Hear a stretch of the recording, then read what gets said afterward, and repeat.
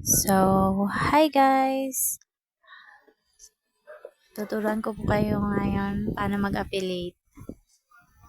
First, punta po kayo sa Me, tapos dyan sa affiliate program.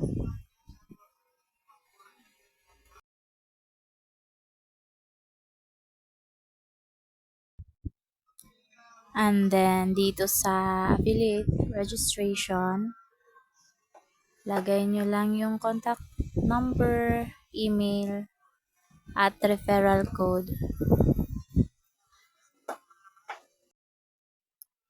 So, ganun lang po guys. Ganyan.